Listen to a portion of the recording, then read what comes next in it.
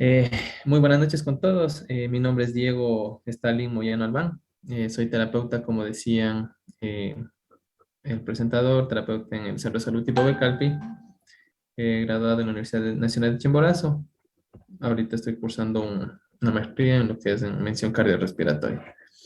Vamos a tratar lo que es el tema, la evaluación cardiorrespiratoria previa a la intervención terapéutica, ya que es muy importante, es de suma importancia evaluar bien el coger a un paciente, o sea, el movilizar a un paciente implica muchas respuestas y cambios fisiológicos al nivel de nuestro sistema, tanto nervioso, metabólico, cardiovascular, respiratorio, ¿sí? Entonces, para ello debemos tener muy en cuenta algunos factores dentro de los cuales vamos a ir abordando en el transcurso de esta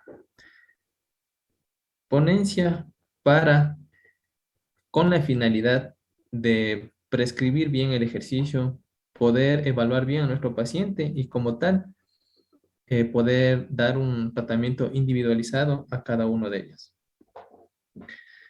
Teniendo en cuenta que la historia clínica es algo muy importante, es el primer paso que nosotros los que trabajamos en la salud debemos tener muy en cuenta y darnos el tiempo de leer todo aquello que implica lo que es la historia clínica, porque de ahí nosotros vamos a sacar la información más relevante del paciente para nosotros poder intervenir de manera adecuada.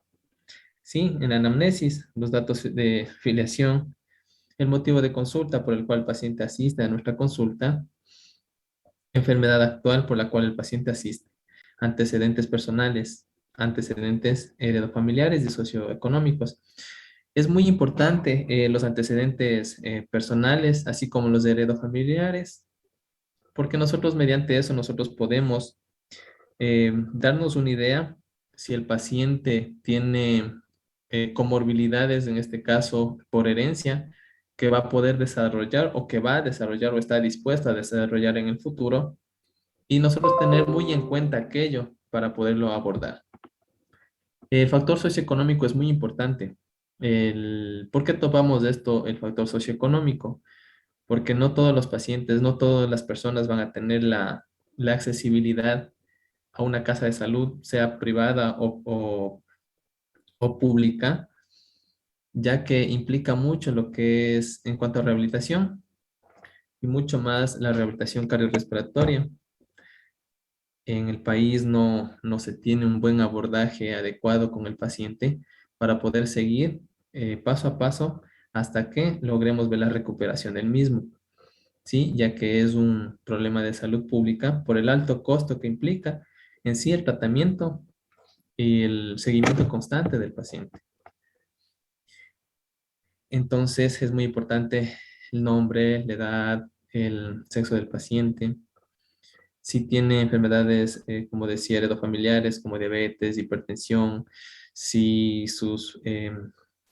en la familia hay personas que hayan tenido problemas cardiovasculares, ¿sí? Todo aquello debemos tener muy en cuenta para nosotros podernos hacer una idea y plantearnos como tal el tratamiento para el paciente. Luego vamos al examen físico.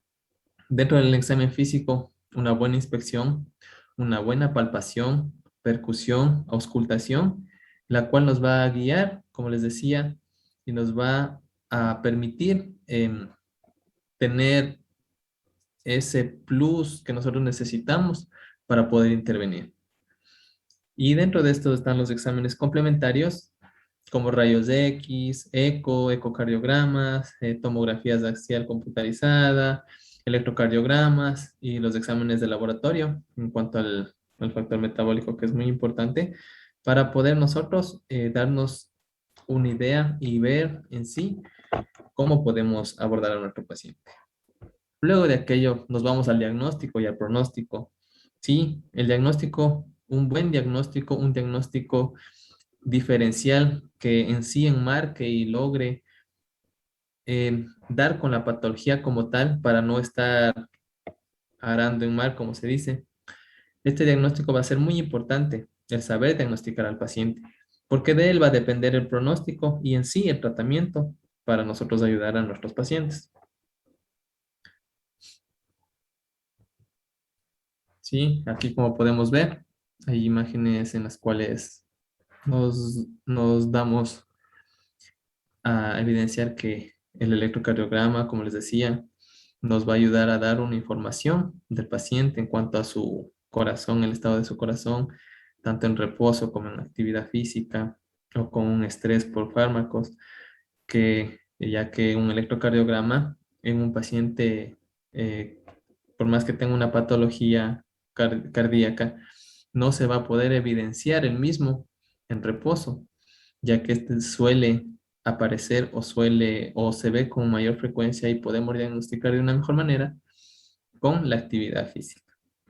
Sí, rayos X, una tomografía, como observamos, podemos mirar las estructuras, diferentes estructuras a nivel óseo, a nivel de tejidos blandos, pulmones, corazón, ¿sí?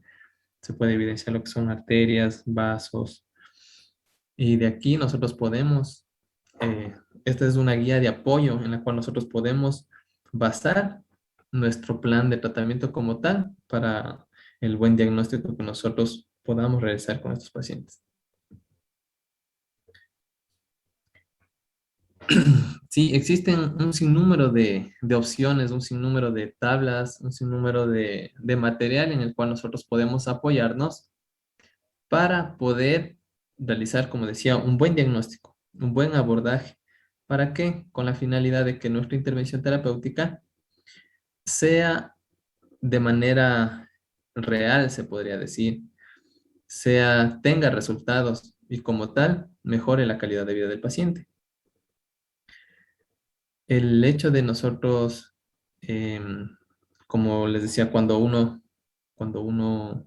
en mi caso, eh, nosotros poco a poco vamos evidenciando y viendo más a profundidad que el hecho de a un paciente movilizarle, el hecho de a un paciente hacerle cambiar, producirle un cambio de postura, pasar de decúbito a sedestación o de sedente a bípedo o de bipedestación a la deambulación, por mínima que sea el esfuerzo o por mínimo que sea la distancia recorrida del paciente, siempre vamos a tener una respuesta, un cambio fisiológico, ¿sí?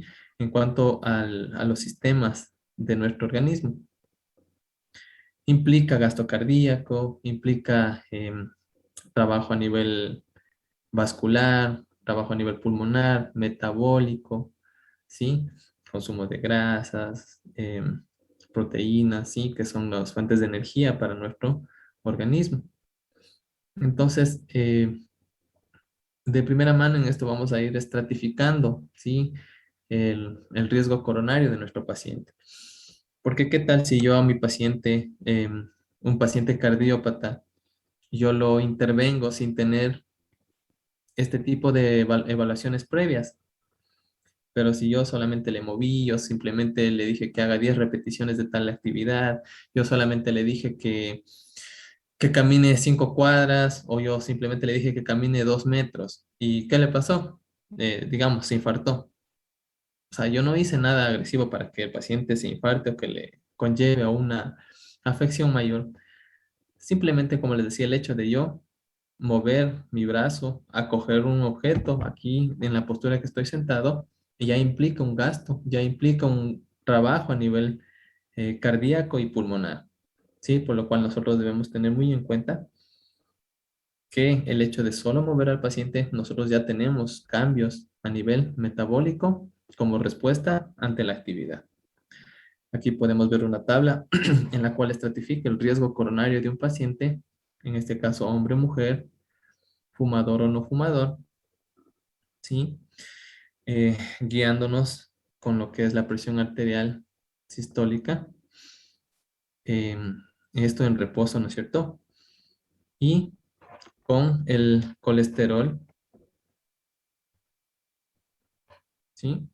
Entonces, nosotros con esta tabla vamos a poner el ejemplo que es una paciente, mujer, fumadora, que tiene en la edad de 68 años, pongámosle, ¿sí? Le ubico acá, donde que está la edad, para mujeres, mujer,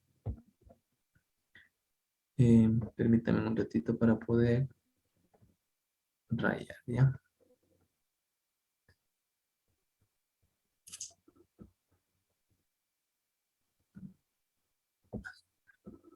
Listo, como les decía, ¿no?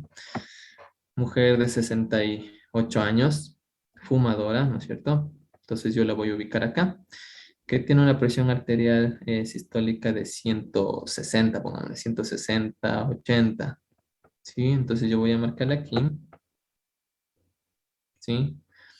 Tengo acá la presión arterial que está de 160, la sistólica, y que tiene un colesterol total de, pongámosle, de 300, ¿sí? Para ser un poquito exagerados, ¿sí?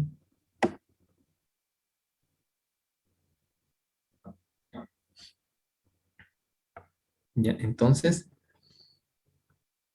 aquí nosotros vamos a ver dónde cae el pico, la punta o el cruce de los vértices, ¿sí? ¿Y qué me indica este color? Me indica que la paciente tiene un riesgo cardiovascular o un riesgo de enfermedad coronaria alta, ¿no es cierto? ¿Sí? Tiene un riesgo cardiovascular alto. Entonces, de eso nosotros vamos a ir viendo, ¿no es cierto? Con este tipo de tablas sencillas, sencillas, pero muy útiles y fáciles de usar para nosotros poder estratificar a nuestros pacientes. ¿Qué debo hacer con este paciente? Si debo tener cuidado, no debo tener cuidado, ¿sí? Entonces, como tiene un riesgo de enfermedad coronaria alto, que tiene un 20, un porcentaje de un 20 a un 40% de probabilidad de tener una enfermedad coronaria, ¿sí? Ya, entonces acá tenemos otra tabla que es la tabla de igual de estratificación de riesgo cardiovascular a 10 años, ¿sí? Igual aquí tenemos una tabla en la cual con estos valores que me indican aquí, nosotros vamos a poder eh, estratificar o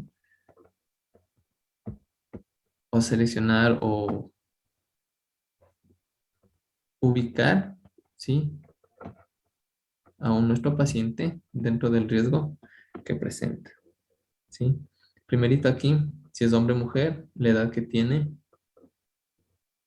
Entonces, esto para hombres nos va a dar un puntaje y para mujeres nos va a dar otro puntaje. ¿Qué tenemos que hacer? Sumar o restar. Vamos a hacer un ejemplo, que aquí es un paciente de 70 años, pongamos. 70 años, es hombre. Si tiene diabetes, le damos 2 puntos, ¿sí? Porque aquí tenemos que si tiene o no diabetes, le ponemos. Si no tiene, 0, tanto para hombres como mujeres. Y si tiene diabetes, le ponemos +2 o +4 en el caso de ser mujer. Pero como tenemos un ejemplo de un hombre, le ponemos +2. ¿Sí? Es fumador, digamos que ese paciente sí es fumador. ¿Sí? Tiene todas las comorbilidades. Hay 2 más un colesterol total. Vamos a suponer que este paciente, un colesterol total, tiene 200. ¿Ya? Le ponemos 1. Nos vamos acá. Ya, colesterol, HDL, va a tener, digamos, mayor a 60, va a tener unos 80, digamos. Es hombre, le ponemos -2, ¿sí? Y aquí tenemos presión arterial tanto para hombres como para mujeres. Como es varón, digamos que tiene una presión arterial de 146, ¿sí? 90. Entonces le ubicamos aquí, nos da +2 puntos, ¿ya? Y esto a la final hacemos una suma y resta, ¿sí? Le ponemos 7 y 2, 9, 11, 12. Entonces tiene un número, nos da una sumatoria de 12, ¿no es cierto? Entonces esto nos va a indicar que este paciente ¿sí? Nos da 12. Este paciente tiene un riesgo de accidente cardiovascular en 10 años de un 37%. Perdón, se me fue algo chiquita la línea. Ya tiene 37% de probabilidad, que es muy alto, ¿no? De que el paciente tenga una enfermedad cardiovascular a 10 años. Sí, por todas las comorbilidades que nosotros acabamos de evidenciar. ¿Sí? Una vez que nosotros hemos visto aquello, sí son pruebas o tablas en las cuales nosotros eh, podemos, como les decía, ¿no? Identificar al paciente, identificar con qué paciente estamos tratando, ¿sí? Para ya en sí ya la prescripción del ejercicio, prescripción de la actividad física que va a desarrollar ese paciente, lo que es la ergometría. Entonces, ¿sí? Como vemos ahí en la imagen, el paciente está con cables por todo lado porque está monitorizado. Se va a evidenciar el consumo de gases, eh, la respuesta cardíaca durante el ejercicio, ¿sí? Presión arterial, saturación de oxígeno, todo aquello, ¿sí? Existen recomendaciones del paciente previo a la realización de este tipo de prueba, ¿sí? El paciente debe llevar ropa y calzado cómodo. El individuo no debe comer algo copioso por lo menos 3 horas antes de la prueba. Tampoco debe estar en un ayuno prolongado, ya que el paciente necesita, ¿sí? Consumir azúcar para poder realizar la prueba. Necesita consumir carbohidratos, grasas, ¿sí?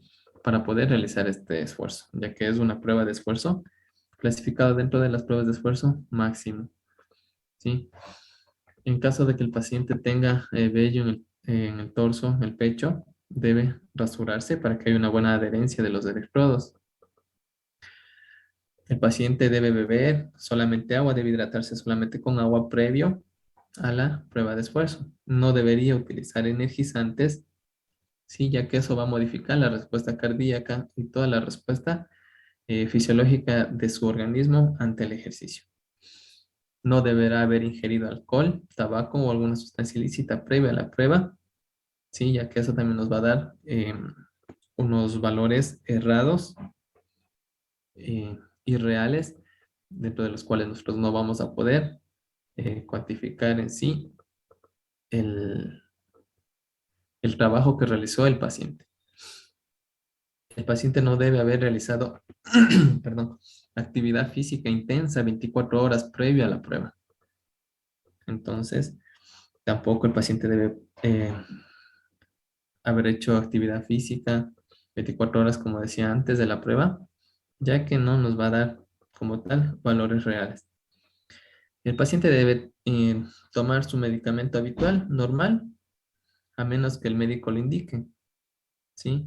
Entonces, el paciente va a consultar con el médico le indicará si toma o no, o en qué dosis toma. En el caso de la diabetes, se utiliza insulina. Preguntar al médico primero la dosis que él debe tomar el día de la prueba o previo a la prueba, ¿sí? ¿Para qué? Como les decía, para que no nos salgan unos falsos positivos, en este caso, de la prueba de ergometría o la prueba de esfuerzo.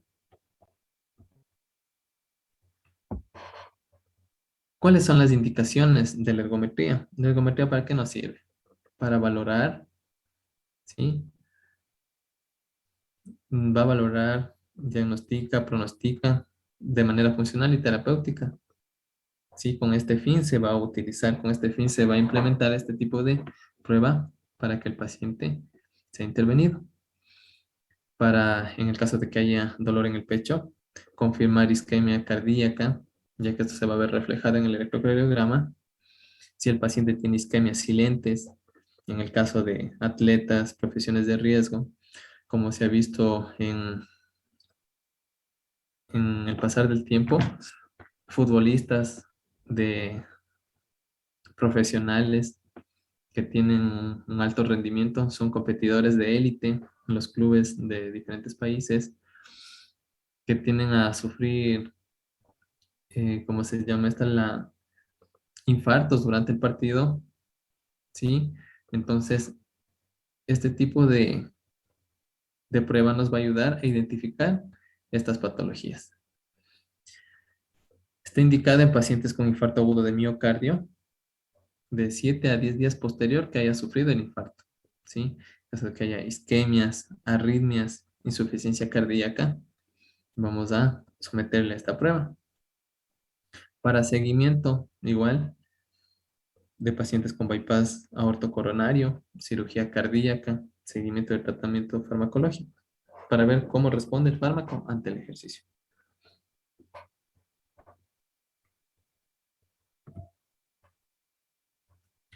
Dentro de la prueba de esfuerzo o la ergometría existen contraindicaciones, contraindicaciones absolutas y relativas.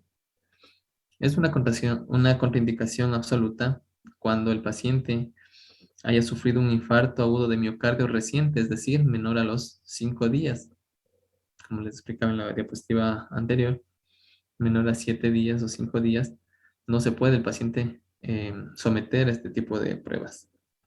En pacientes con hipertensión arterial no controlada.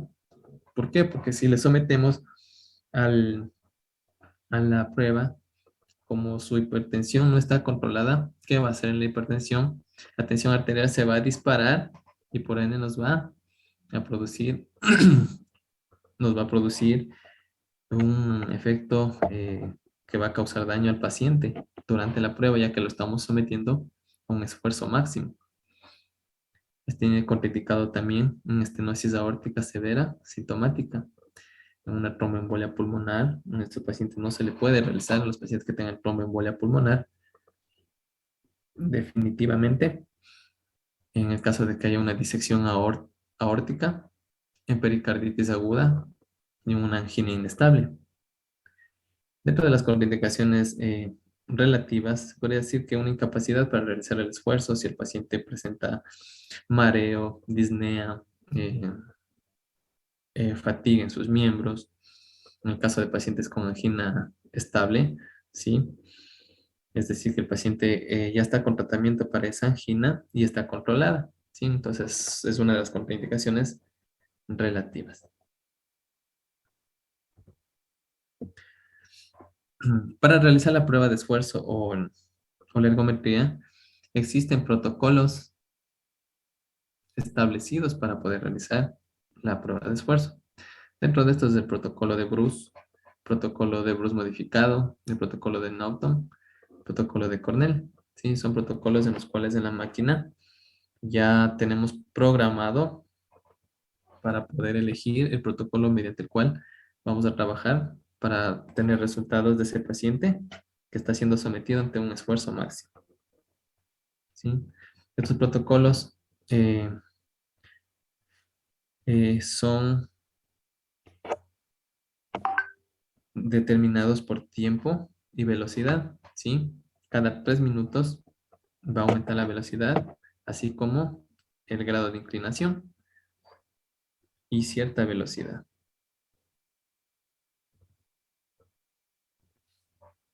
Y entonces, ¿en qué consiste la prueba de ergometría o la prueba de esfuerzo? Consiste en someter a un ejercicio físico extenuante, fuerte, a un paciente, ¿sí? Pero, ¿qué debemos hacer? Previo a una prueba de esfuerzo o a una caminata de 6 minutos, que es otra de las pruebas para valorar y evaluar y poder cuantificar el trabajo y la carga para un tratamiento de un paciente, se debe primerito tener en cuenta que el paciente debe leer, tener conocimiento de qué se le va a realizar, ¿no es cierto? El paciente se le va a explicar del tipo de prueba que se le va a realizar, de cómo se le va a realizar, la forma, el método en el cual va a ir progresando en este caso, la inclinación, la carga, ¿sí? Se le va a indicar todo, que el paciente nos indique si siente fatiga, mareo, ¿sí? Si le falta el aire. Entonces el paciente nos va a ir avisando todo aquello. El paciente deberá firmar un consentimiento informado ¿sí? Ya que es lo primerito que nosotros debemos realizar antes de intervenir el paciente. Un consentimiento informado, ya que eso dentro de lo legal nos va eh, a ser de gran ayuda, ¿no? En el caso de que tengamos repercusiones. Entonces les decía que la ergometría es someter al paciente, al individuo, a un ejercicio físico extenuante. Si este tipo de pruebas nos va a dar, va a ser controlada, como les decía, por protocolos, mediante protocolos con los que ya vimos hace rato, va a ser cuantificable, ya que el electrocardiograma, la mascarilla para el intercambio de gases, nos va a dar todos los valores que nosotros van a ser plasmados en un documento, en un papel, que estos valores van a ser luego reproducibles, ¿sí? Comparados al minuto, a los 2 minutos, en la primera fase, en la segunda fase, cuáles fueron las respuestas cardíacas, cardiovasculares en relación al ejercicio, cómo estuvo su frecuencia cardíaca, cómo estuvo su tensión arterial a tal minuto con tal carga, ¿sí? Y con tanto de velocidad, cuáles fueron las respuestas del individuo ante esa exposición al, al ejercicio, ¿sí? Entonces, ¿para qué nos sirve esto? Para ver respuestas cardiovasculares que el paciente va a arrojar en esos documentos, en esas hojas, como consecuencia, como respuesta al ejercicio. ¿Sí? Como les decía hace rato que un paciente que se hace un electrocardiograma, ¿sí? Digamos, tuvo un dolor en el pecho hace 2 semanas y el paciente refirió dolor en el pecho, ¿no es cierto? Un dolor anginoso, pero le hacen el electrocardiograma y el paciente quizá va a arrojar un electrocardiograma normal y va a decir, no, sí está bien, entonces no hay ninguna alteración. Entonces, vaya a terapia, vaya a rehabilitación o vaya a hacer cualquier cosa, ¿sí? Pero en ese electrocardiograma, como es en reposo, o sea, el corazón está tranquilito, no tiene la necesidad de, de ejercer mayor trabajo, ¿no? Y no se va a evidenciar aquello, ¿sí? Mientras que sí, en la prueba de esfuerzo nosotros le sometemos al paciente, el mismo paciente que no tuvo nada y tuvo un electrocardiograma y que le mandaron a correr, a trotar, a hacer pesas, no sé, bicicleta 2 horas diarias, en esa prueba de esfuerzo me evidencia, se refleja en el electrocardiograma que el paciente tiene un infarto, se puede evidenciar una arritmia no controlada, ¿sí? Entonces, ¿para qué ello nos sirve? ¿Para qué ello nos sirve la prueba de esfuerzo? Para poder ver en su todo al paciente antes de prescribir ejercicio o cualquier actividad.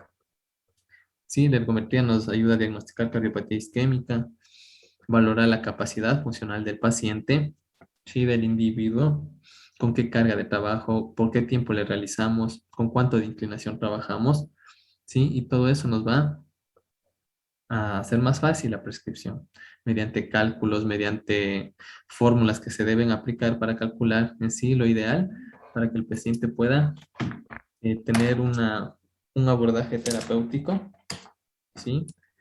De manera cuantificable para nosotros poder controlar.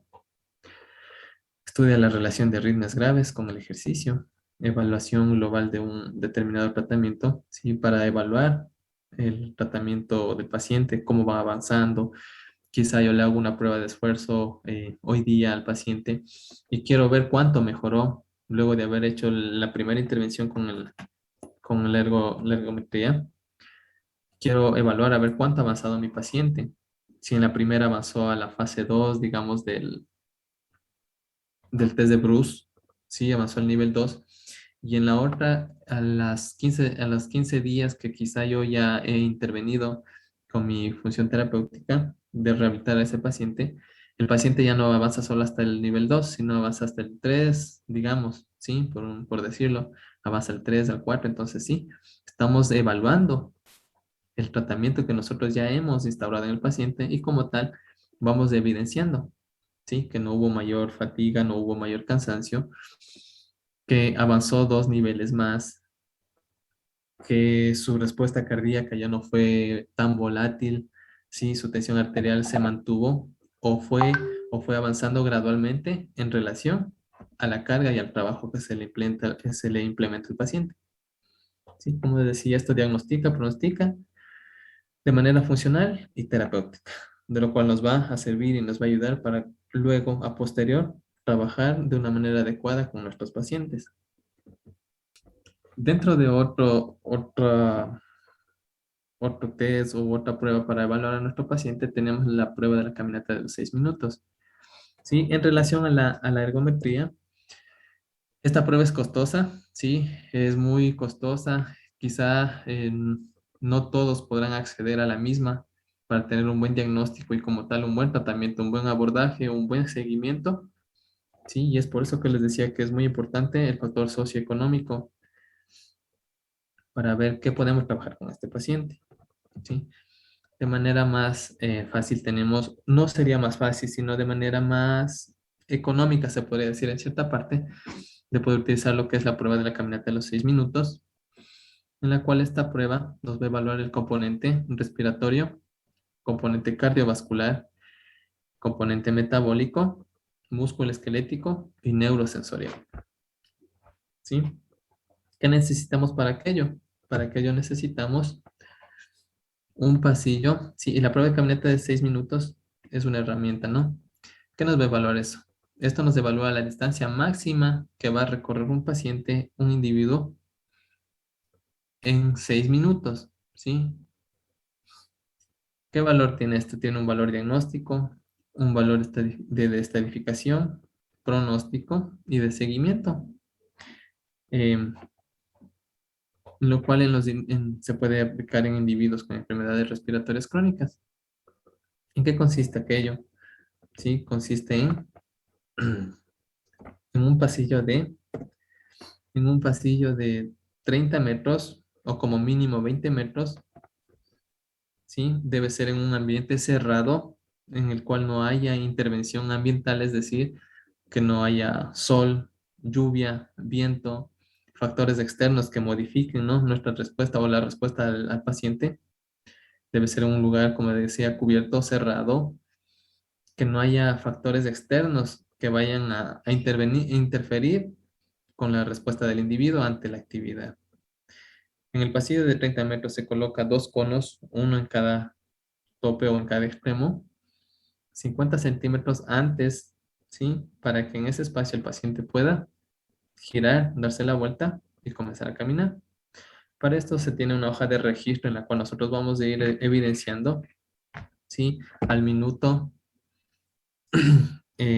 para aquello tenemos que coger la presión arterial, eh, frecuencia cardíaca, saturación de oxígeno, ¿sí? Número de respiraciones en estado basal o en reposo, para luego al finalizar la prueba comparar y ver cuál fue su respuesta ante el ejercicio.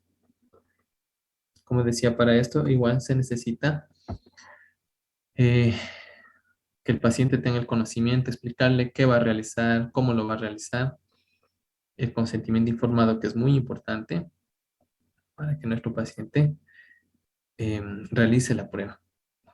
Para aquello vamos a necesitar un cronómetro, un pulso oxímetro, un fonendoscopio, ¿sí? Un tensiómetro.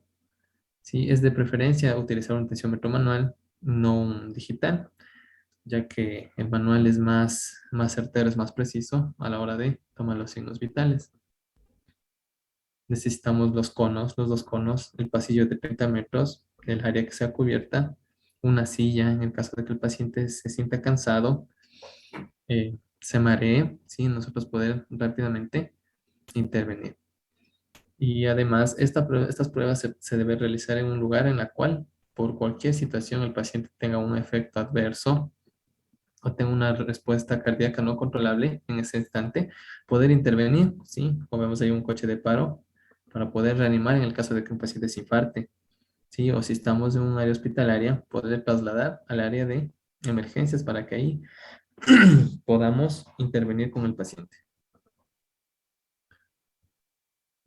Dentro de los materiales que se utiliza una escala, la escala de Borg, que nos va a indicar la disnea y la fatiga del paciente durante el ejercicio, durante la actividad que está realizando. Esta escala es la modificada, que va del 0 al 10, en la cual 0 es un reposo total. El paciente no va a referir ni cansancio ni fatiga en las piernas. En el 1 el paciente va a referir que es un esfuerzo muy suave, ¿sí? El 2 suave, 3 un esfuerzo moderado, sí, y así va a ir aumentando. Entonces el paciente, mientras realiza la prueba, ¿sí?